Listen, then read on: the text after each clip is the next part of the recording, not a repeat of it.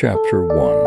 The Promise of Freedom. Aaron walked with a determined step along the forest paths, his mind fixed on a single goal: to find the last dragon. The promise of freedom for his family was the only thing could finally return home. The forest was dense and dark, and each step plunged him into an eerie silence, as if nature itself knew the magnitude of his mission. Rumors spoke of a powerful creature capable of granting wishes at the price of its own life. Aaron had heard stories about dragons as a child, but the idea that these beings could grant wishes seemed, until that moment, a legend. As he continued forward, he had with his mother before being taken to the dungeon. Her voice, firm but filled with sadness, begged him to take care of his brothers. The promise of saving his family pushed him.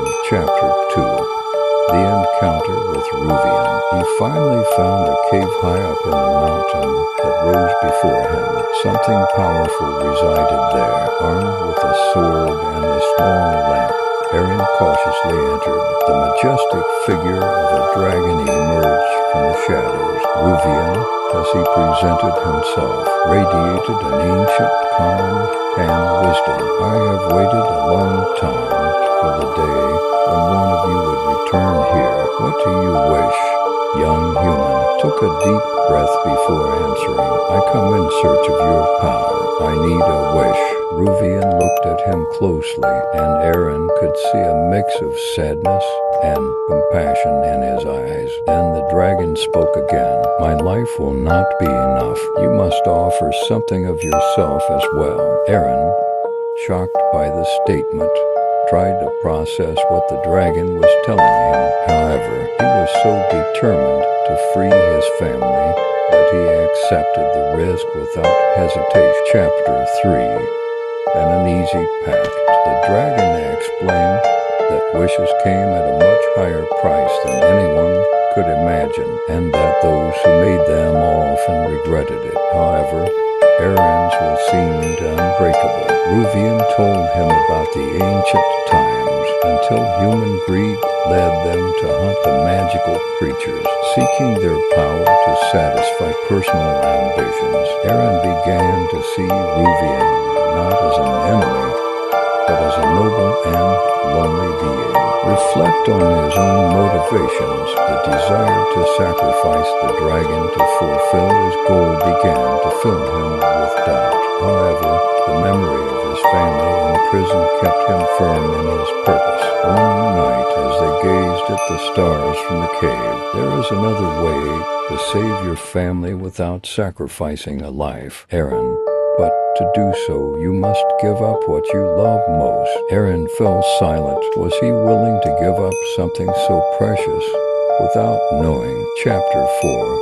The Path of Redemption. As the days passed, Aaron began to question himself more and more. He remembered all the times his mother taught him to act with courage and honor, and he realized that in wanting to save his family, he was about to commit an act that went against everything he had been taught. Finally, Aaron decided to accept the alternative that Ruvian offered him, although he did not know the details and the exact price. The dragon, surprised by the young man's maturity and humility, in which Aaron would have to prove that he was willing to sacrifice something more valuable than his own desire, on a journey that tested him not only physically, but also emotionally. At each place, Aaron faced different challenges that forced him to confront his own fears. Where Aaron was to make the final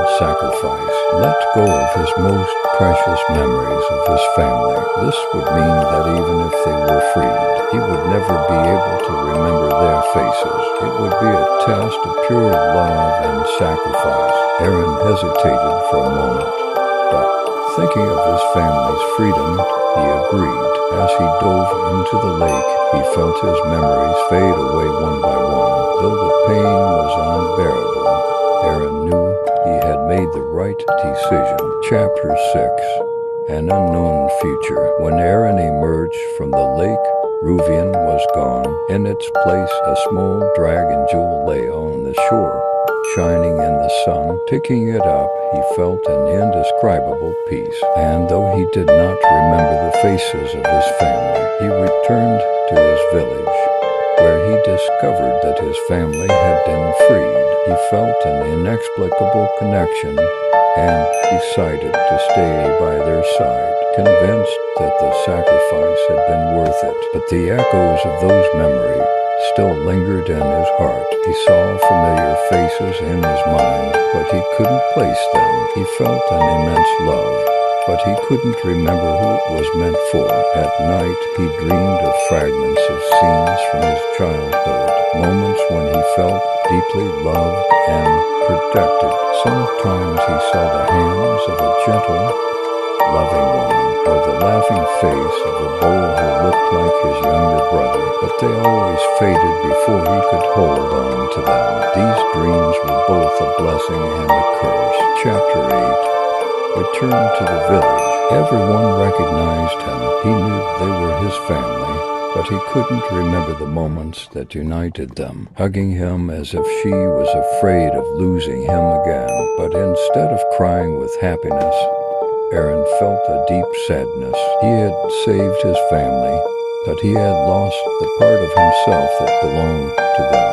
As the days passed, Aaron tried to adapt to his new life, but the feeling of emptiness haunted him. His brothers tried to remind him of old anecdotes, inside jokes, and happy moments. Chapter 9.